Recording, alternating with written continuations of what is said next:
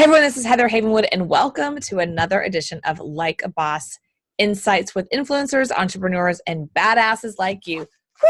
I'm super excited to have Karen Rands on the line, someone that I just got interviewed yesterday, but now I get to poke at her all day and ask her all kinds of questions, what I'm super excited about, because she's doing something really, really, really, really amazing and really unique, and that is angel investing, but as a woman. And I think that's very new, meaning the perspective of a lot of people feel like that whole world is closed down. Maybe I'm speaking for myself. I felt like angel investing for a long time is kind of completely closed down for me because I'm a woman, because I'm not in the I don't know, circles correctly. And so I think that's really cool what she's doing. I support her 100% in what she's creating, what she's up to. So let me just share with you who Karen Rands is. Before that is, Karen, are you there? Yes, I am. Yay. Hello, everybody. Excited to be here. Thank you. And I'm really excited to have you here today. This is really going to be a good conversation for anyone who's I know for myself, and I share with you in the green room that I've pitched about 2 years ago. I pitched two guys my idea about co-working space for women only, and they laughed at me. And now I'm literally going to, a couple hours from now, I'm going to an event where it's a grand opening of a co-working space here in Austin for women only. So it's nice. And I just was shut down. And so I want to share that story with everyone, but also I want to share who you are in the world and what you're creating, what you're standing for. And it's Karen Rands is a venture catalyst, a compassionate capitalist, I can't even say that. A compassionate capitalist, economist, is that right? Economist. Oh my gosh, I'm so sorry. Investor and entrepreneur. She's nationally recognized as an expert on angel investing and the author of best-selling book, Inside Secrets to Angel Investing. I'm really excited about talking to you. Karen is the leader and advocate for the compassionate capitalist movement, and Karen has been described as a dominant force in the entrepreneur investor markets with her blog, published articles, frequently speaking engagements, and her compassionate capitalist radio show, which I was on. So I'm super excited about that. Learn how she helps entrepreneurs at Karen Rands, RANDS.co. Cool. Yay! Karen, thank you so much. So one of the things I want to just share with you and everyone listening, and this is a story I've never shared before, but this is going to feed right into you and what you're creating. I feel like there's been a lot of doors closed for me, and I'm not using it as an excuse or victim. It's more like, I wish I knew what I know now kind of thing. I actually transferred to Texas Christian University, and I walked into the business school, and I sat down. I said, I want to be an economist major. And the guy looked at me and goes, you're a woman, you can't. There's no money in it for women. And I walked out because I loved 101 and 102 economics.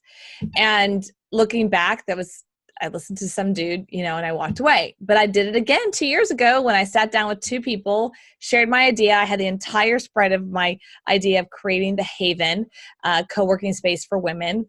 And I have all these ideas, and I shared. And I had I had a business plan. It wasn't just I had a business plan, and they laughed at me.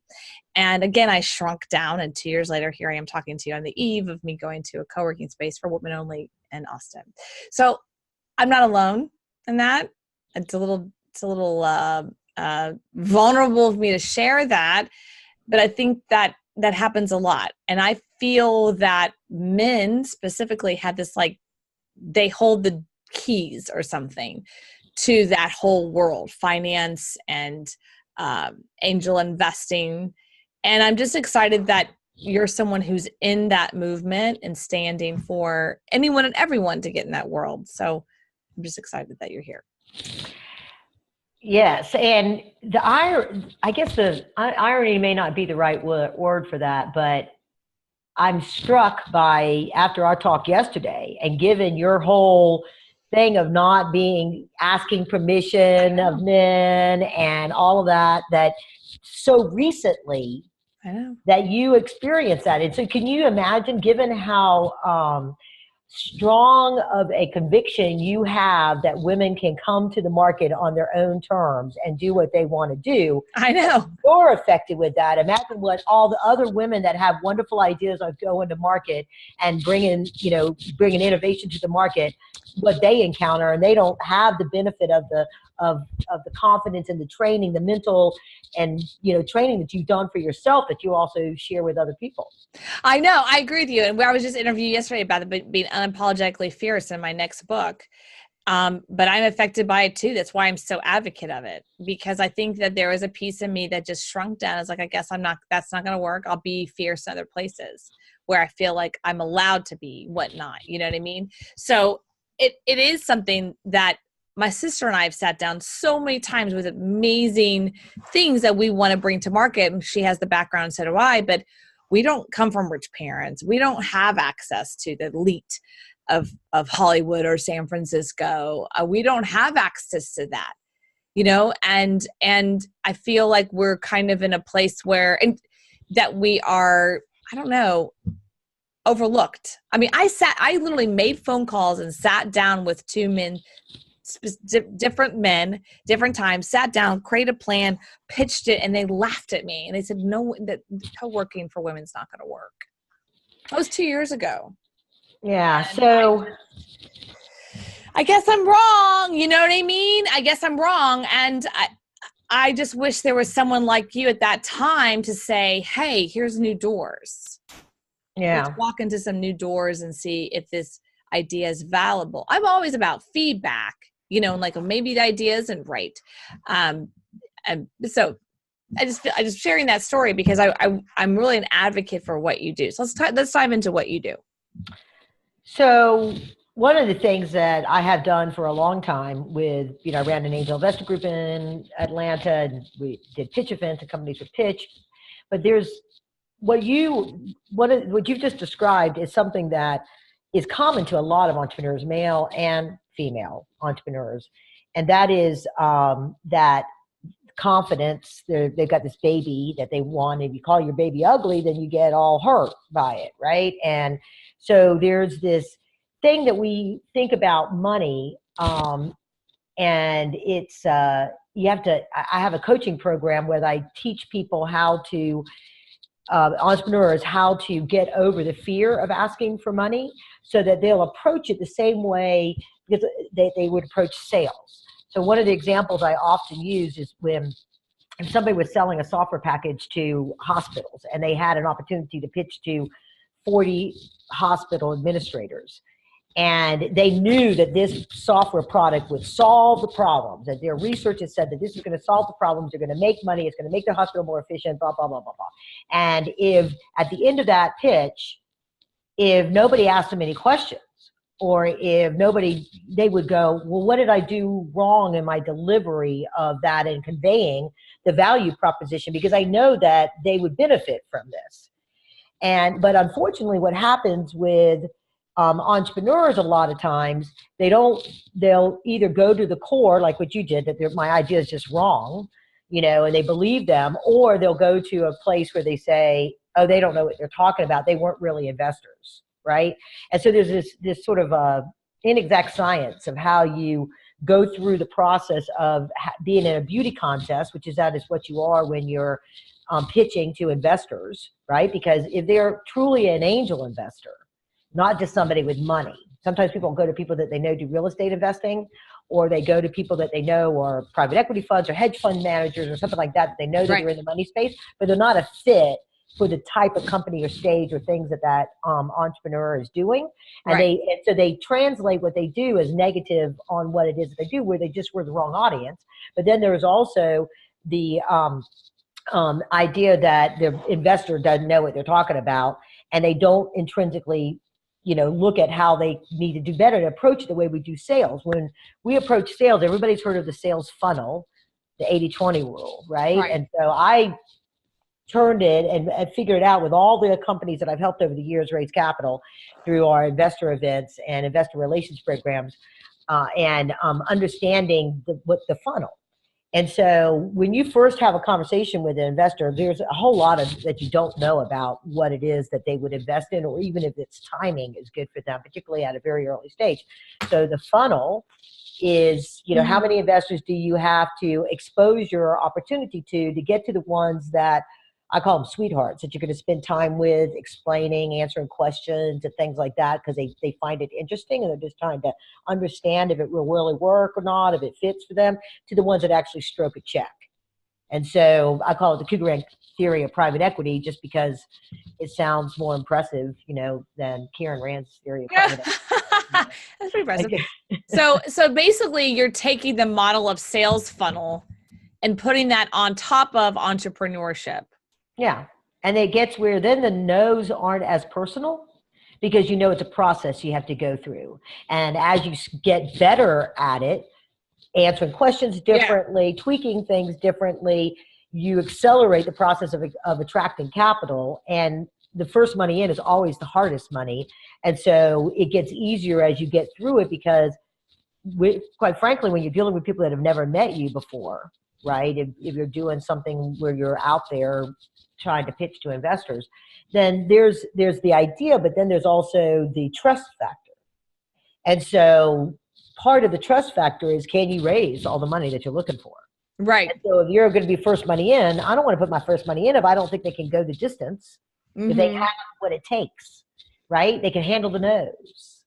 They can handle the fear, facing the fear of the rejection and all those kind of things. So it gets the mental side of it, and the emotional side of it is one aspect of it. And then there's the practical business side of it, that have you checked all your boxes to know that you've got a business that is feasible enough to make money and get to profit. Yeah. I mean, with my little example, I mean, I say I wish I had you 2 years ago. It's okay. Maybe but now I have you now. Right. So, I didn't look at it that way. I had two guys that I thought were investors, because I was part of an incubator and they were the investors in other companies. Right. Yeah. So, yeah. But it was different kind of companies. It was very tech based. And they didn't know that my world, you know what I'm saying? So I think now that I have you, I'm going through that process. It's like, okay, I can go through that process with my idea of the Haven. And that's what I want to focus on, the Haven, the co-working spaces, and what I'm creating, what I'm up to. Because I really do believe that there's a huge amount of opportunity for entrepreneurs, specifically with women. So going into that, if someone's listening going, hey, I have an idea too, where in the world do they start? If they have that same fear that I do, like, hey, I don't have access to the elite. I don't even know where to begin. What would you say with someone like that who's just driving the car right now? Like, I have this great idea. I've been wanting to do this for a while. Where do I start? How do I even get into the conversation with investors to be in front of them?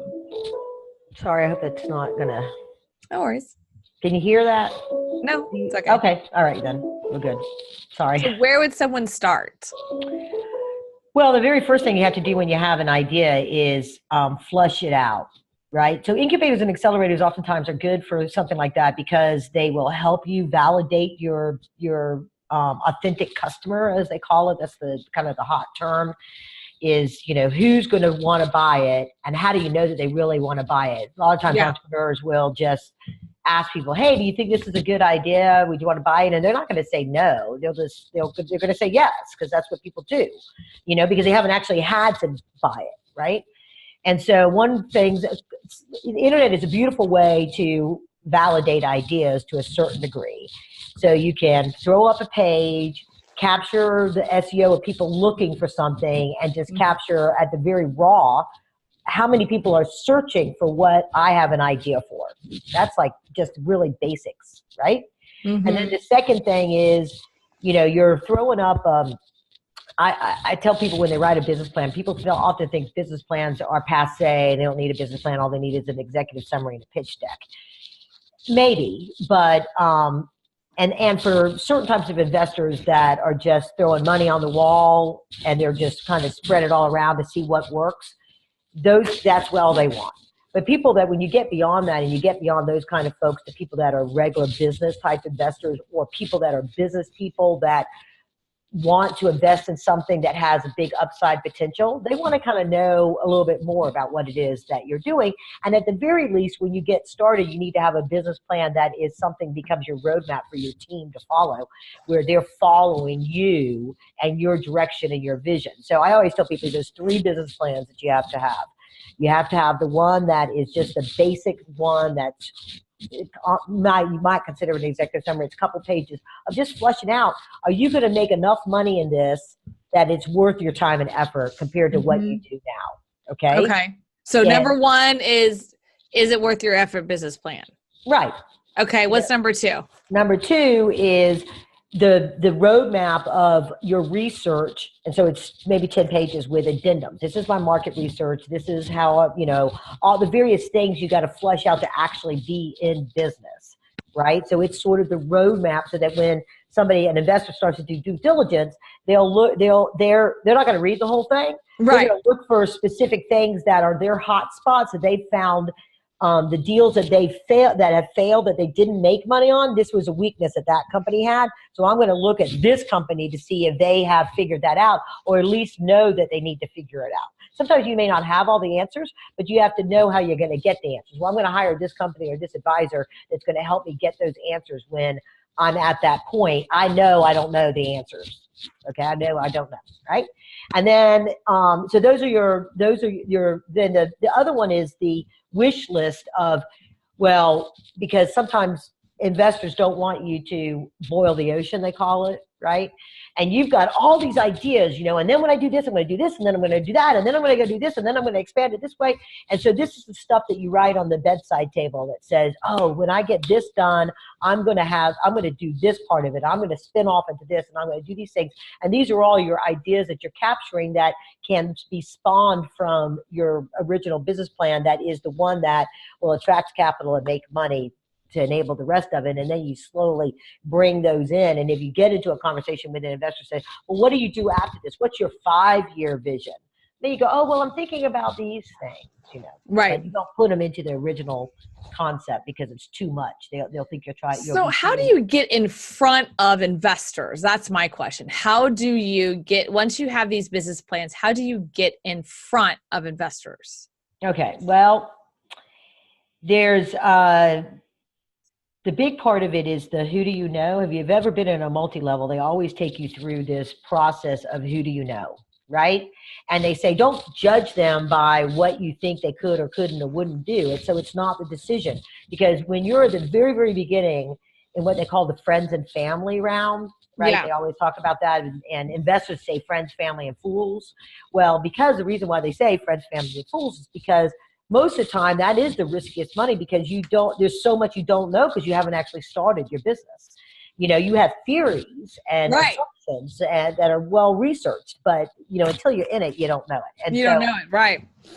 So so what you want to do is you want to circle your Rolodex, to age myself a little bit, but all of your contacts and your networks to, one, let them know that you're doing, because you never have those kind of conversations about financials and what is your financial situation with people that you just encounter in a business or even in a social setting.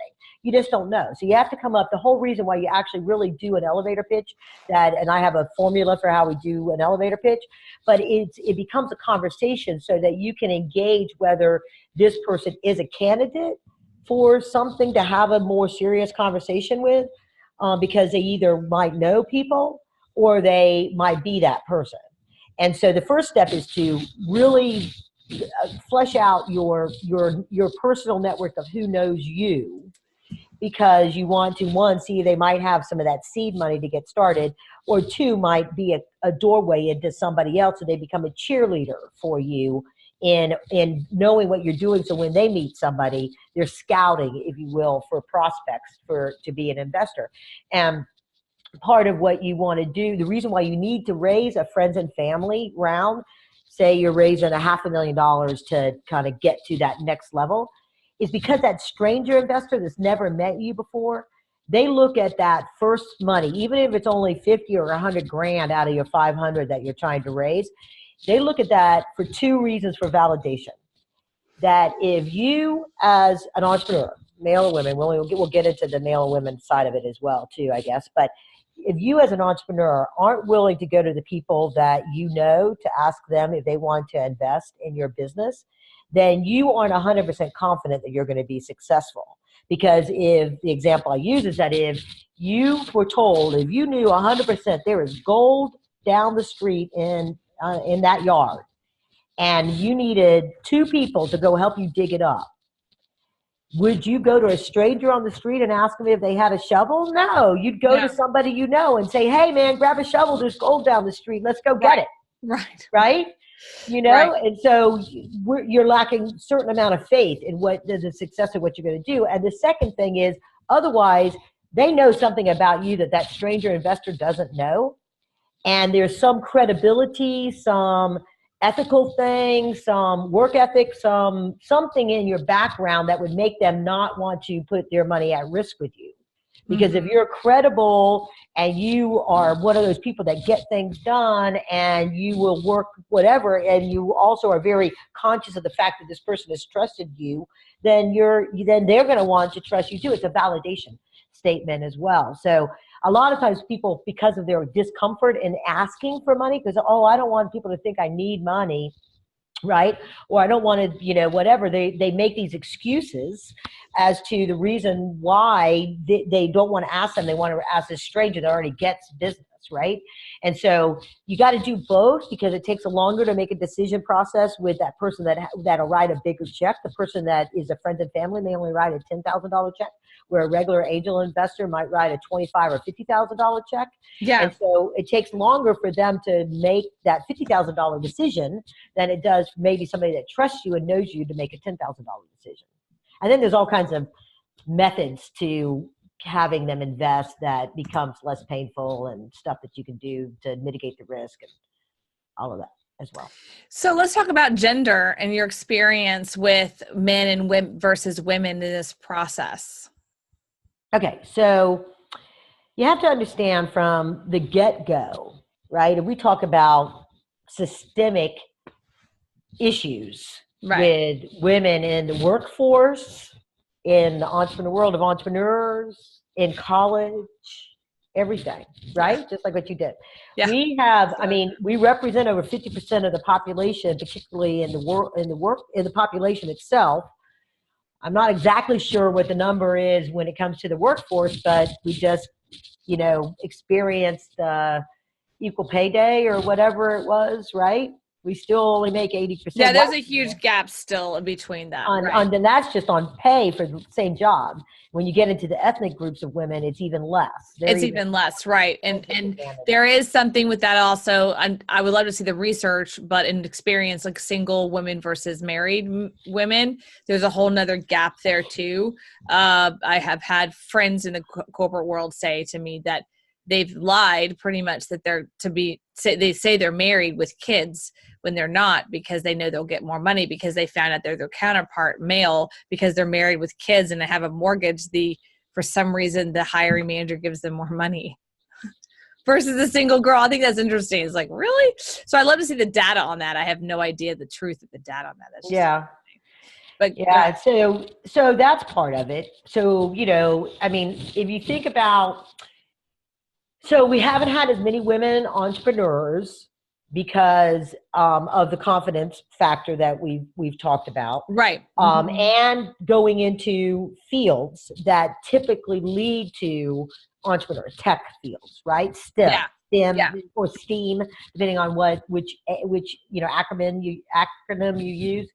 And so it's only probably been in the last 5 years outside of the West Coast, maybe 7 or 8, 10, let's give it 10, be generous, that you've even had an emphasis on teaching younger women and encouraging younger women to get into STEM fields, right? West Coast, perhaps it was further because the nature of tech has a deeper roots on the West Coast than it has in other places. STEM and AI and blockchain and things like that. Yeah, for sure. Right. And so that's been a part of it. So they just hadn't had the skills necessary. Women, I was on a task force.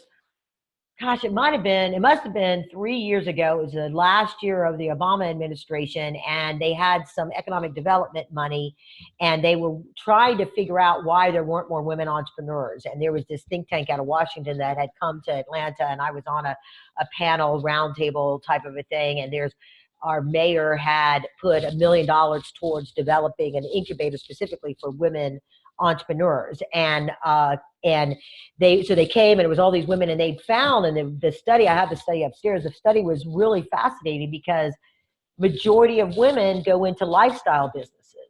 And as entrepreneurs, they're doing a consulting, they're doing a temp service, they're doing a daycare, they're doing a hairdresser, they're doing, these kinds of businesses that aren't necessarily scalable businesses that you would go get investors for. It's what they can have dominion over. And so I think what we've seen is that women have realized when they weren't getting paid, the strong women realized when they weren't getting paid what they needed to get paid in the workforce, they decided to go out and start a business. Here's what I know and I can do, and I can control myself. My customer base is likely going to be women, and I can build a business and I can make a good living that way better than what I did in the corporate world, and I go do that.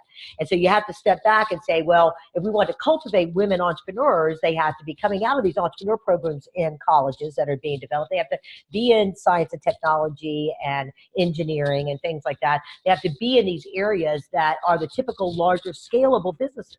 And if they can get into a company and kind of learn that is a tech company and learn the ropes within that company, then they can learn how to go out and do their own thing. And particularly if they were early in that company and got some equities when that company was successful, that they had some seed capital themselves to start doing stuff and make their own network, then they started. So we're just really on the threshold of that wave happening.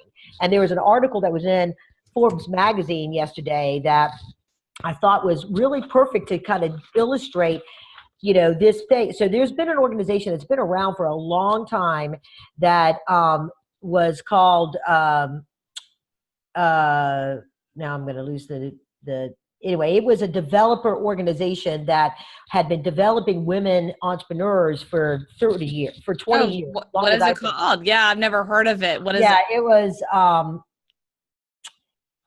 where is it? It was a couple of the women, very successful women, women founders out of Atlanta had been a part of this organization that had led them. And I can't. It's okay. It's okay. Can't It'll find come to me here in a second. I'll let you. Yeah, while you're looking, real quick, I'll just talk. So, one of the things I think is interesting about what you're talking about is how the different kinds of businesses that women are choosing with that study. Consultancy, coaching's a big one right now. Consulting, coaching, counseling, hairdresser, even maid services, things like that, things that they can understand, but like things like blockchain, I had a conversation yesterday with a gentleman. He reached out to me. He does blockchain, and he said, I'm reaching out to you because you're a woman and I'm interested in blockchain. And then I'm talking to a company next week about getting to like a certification in blockchain. Like, I don't know, but that's because I'm an early adopter and I want to learn now. Like, I'm willing to go in those technology conversations, but very few women are getting certifications in cloud or AI or blockchain. They're just not getting right. Yeah,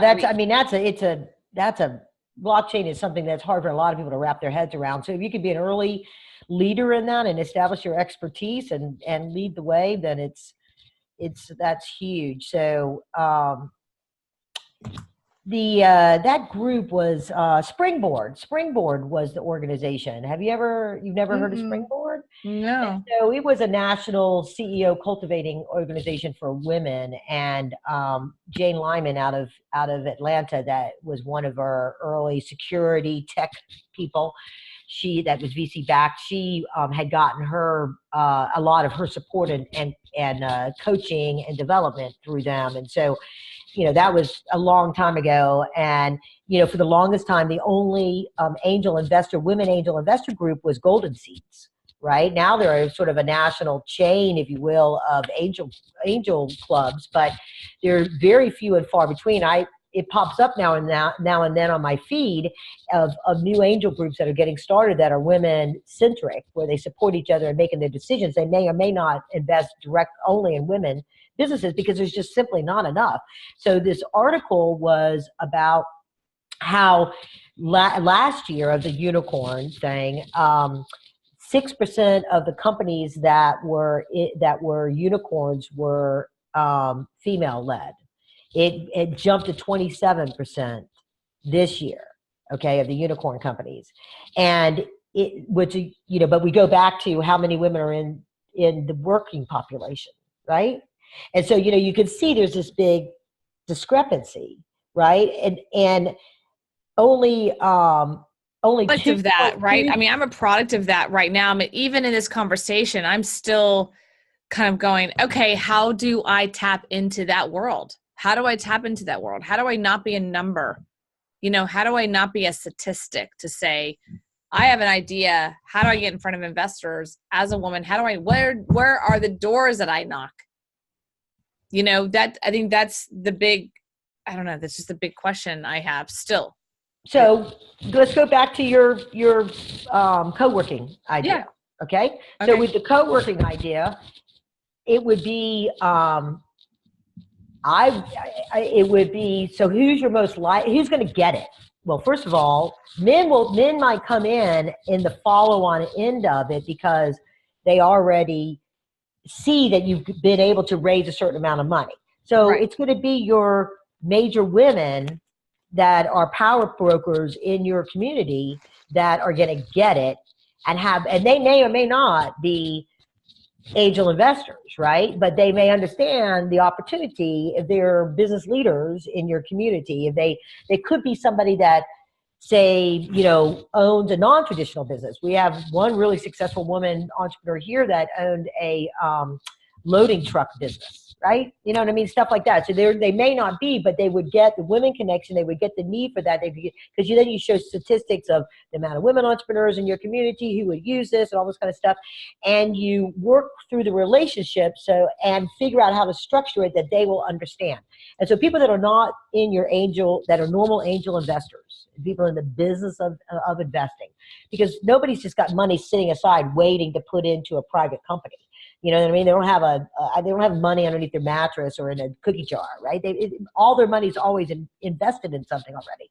So they have to have motivation to move it from whatever it's invested in into what they're looking to invest it in. Mm-hmm. So it's not a traditional business angel that has a money market that's liquid that they can pull money in and out of. Chances are and this is one of the things I talk about in my book as a means for people to get started in it. People that are executives that have big fat 401ks, for example, right?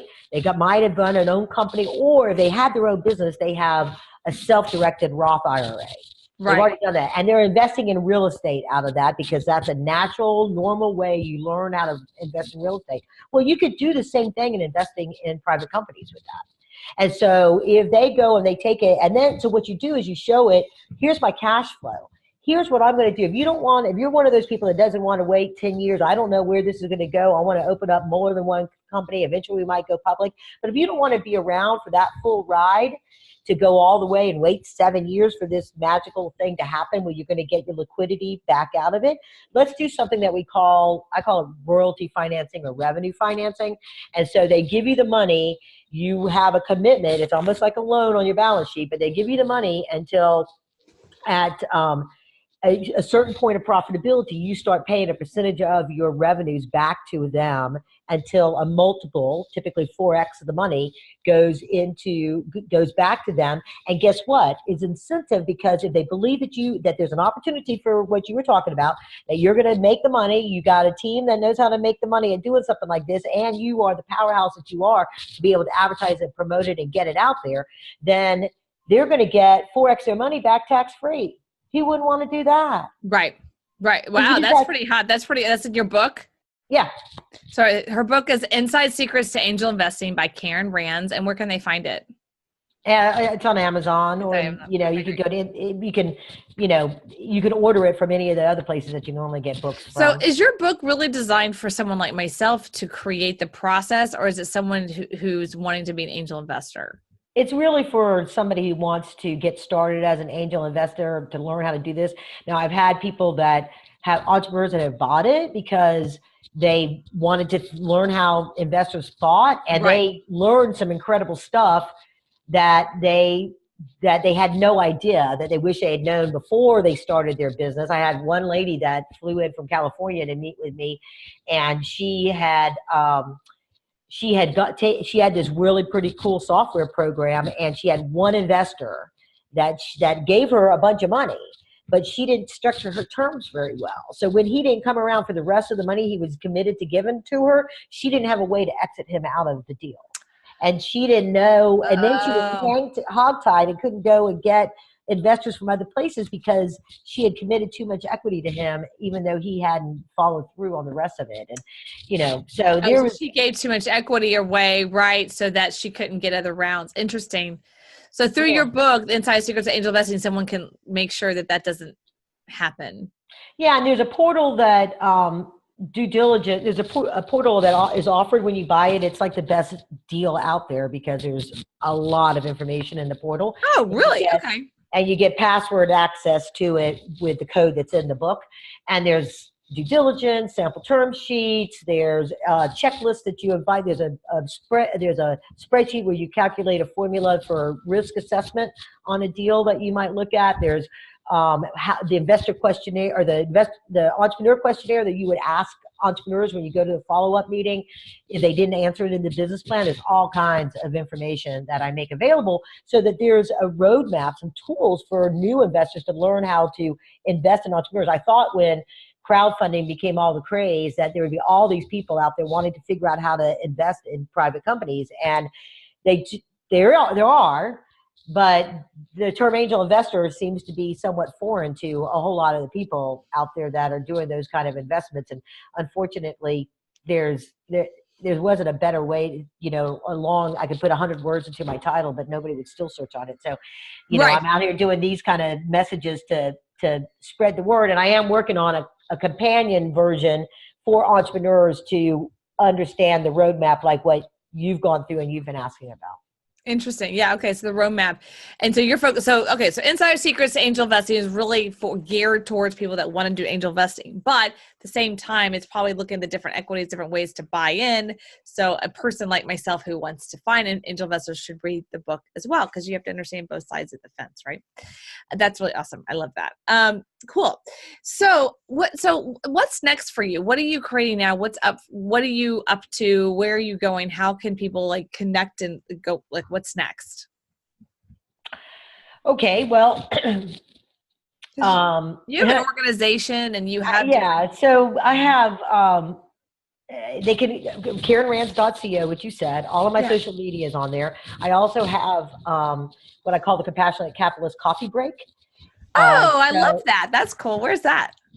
Well, when you CCCB, bit.ly, capital CCCB - sign up, little letters, sign up is the quick little opt-in on it. But it's if you go to my contact page on KarenRands.co, you get into it. And what it is was that I realized for myself, very few people read newsletters or read long emails anymore.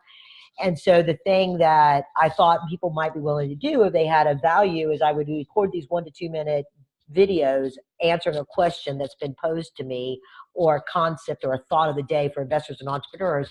And then I'd send it out, and then people would go, oh, it's a mental coffee break. I could take 2 minutes and watch Karen tell me something. Mental coffee break. I love that. So that's the easiest way for connecting within that perspective. And then, my podcast is Compassionate Capitalist Podcast Radio. It's on Stitcher and TuneIn and iTunes, and I'm getting it out there on iHeart and Spotify and SoundCloud and all the other ones. And then working on the companion book to this, that I found that podcasting and getting my message out via podcast is probably my best avenue. And so I've been doing my podcast for 10 years. And so when I first started it, it was intended to be just a SEO backlink mechanism back, so long ago. And it was called the Southeast Private Equity Conference. Was a big conference that we did with hundreds of investors and entrepreneurs. And we would interview people and entrepreneurs and investors. And, but during the recession, I realized that a lot of my investors at the time had their money sitting on the sidelines. So I had this idea, this concept of compassionate capitalism, and I said, let's change the show. We need to get these guys off the sideline. The most direct way you could impact our economy is to get people investing in early stage startup companies, because that's where the jobs are created. And when innovation comes to the market that changes a market, you create a wave of jobs and economic growth. And the best way to do that is to get people to not just be capitalists, because we as America, that's what we are. We are a capitalist country, thank God. But there's a different thing, because there's a difference of just buying and selling stock and buying and selling real estate. That's capitalism. But when you invest in an entrepreneur that has innovation, because there's something that you believe in the passion that that company has, then you can become a compassionate capitalist. Because yes, you want to make money, but you want to see your money do something more than just buy and sell and make money. You want to see your money have an impact. And it's not just because you're, providing good water or something like that. It's something that creates jobs and creates wealth. The greatest source of wealth is entrepreneurism. The next greatest source of wealth is to be somebody investing in an entrepreneur. And so that's my mission. My mission is to get that out there. My goal is for people in my lifetime to be striving to learn how to invest in entrepreneurs the way they strive to learn how to invest in real estate. Now, once a week, at least a couple times a month, I get a postcard inviting me to some real estate training program, right? So I want that to be where people are wanting to learn how to get the tools to invest in entrepreneurs, because with all of the different ways that you can invest under crowdfunding or the Jobs Act of 2012, is that you have, whether it's $200 or $200,000, there's a mechanism for you to participate in the growth of a company's success. Yeah. And you just need to figure out how to do it so you don't make stupid mistakes. Right. It's risky, yes, but there are some mechanisms to do it, just like there's mechanisms to mitigate your risk in real estate. Or in the stock market. People have lost money in both of those. Yes. But your chance of recovery of a loss in private companies is significantly higher than how long it takes to recover from the losses in the stock market and real estate. That's very true. So you want to, you're creating it. We're getting those postcards in the mail about your events and about teaching people how to do angel investing versus how to buy and sell real estate. I love it. That's great. Well, I used to be one of those people that travel the country doing those events. So yeah, I was the one when you showed up for the postcard that you met, right? So I used to travel the country doing those events. I know exactly what you're talking about. A lot of tire kickers and people that just want to make extra money and want to learn how to, make money for their retirement and use their retirement for something good. But like you said, why not use that same person to invest in conscious capitalism? You know what I mean? Compassionate capitalism. Compassionate capitalism. Compassionate capitalism. There's a slight difference. I actually did a podcast on it not too long ago, the difference between conscious capitalism and compassionate capitalism. Oh, you did? Oh, that's interesting. I would love to listen to that one because I find it similar, from its consciousness, and you're being conscious versus conscious. So, but I love that either way, capitalism. And I love how you put that word in front of it to kind of, I guess, soften it for others to be able to be more attracted to it, I guess. I don't have a bad taste in my mouth about capitalism personally, but some people do, right? So, I don't. I was born and raised in Houston. I don't know. I have no problem with it. So great. I love this. And I just want to kind of, again, reiterate who you are and what you're up to and where can people find you. So it's Insider Secrets to Angel Investing with Karen Rands. And by the way, I just love how the fact that behind you, if you're listening to this on audio and not visual, behind her visually is this huge banner of her book. So I don't even have to look back, like making sure I get her title right. I think great. Like, that's smart. I've actually thought, I put it on my checklist. Like, I'm going to do the exact same thing because I have all this black space kind of behind me. And so I'm like, I'm going to mimic Karen.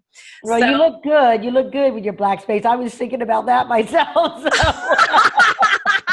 Well, you can take my black space and I'll take it. Because I really need something to brand it. And it's easy and simple. You got that part of a trade show you did or something. And why not? I'm staring at you and staring at your book for the whole time. So it's smart. It's smart. And so I just want to reiterate where they can find you, KarenRands.co. And just any last words you want to share with people before we Bitcoin?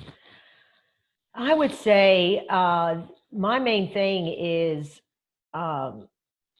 be a part of the entrepreneurial dream. Be a part of the entrepreneurial ecosystem.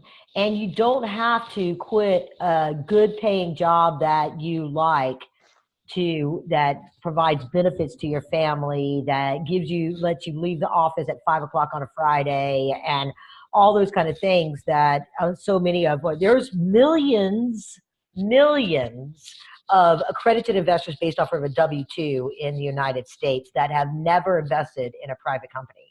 And they, all the time you see in these magazines, oh, your entrepreneurial dream, start a business at 50, whatever. You don't have to go start a business at 50 and feel like you got to scratch that itch of your midlife crisis. Just go find some good companies to invest in and share in the excitement of what they're doing, and let that 25, 30-year-old that can live on ramen noodles and beer and pizza and stay up all night, doesn't have the other obligations, go fight the good fight of building the entrepreneur and help them succeed with your being a financial partner in their success, and you succeed as well. Wow. That's some great advice, actually.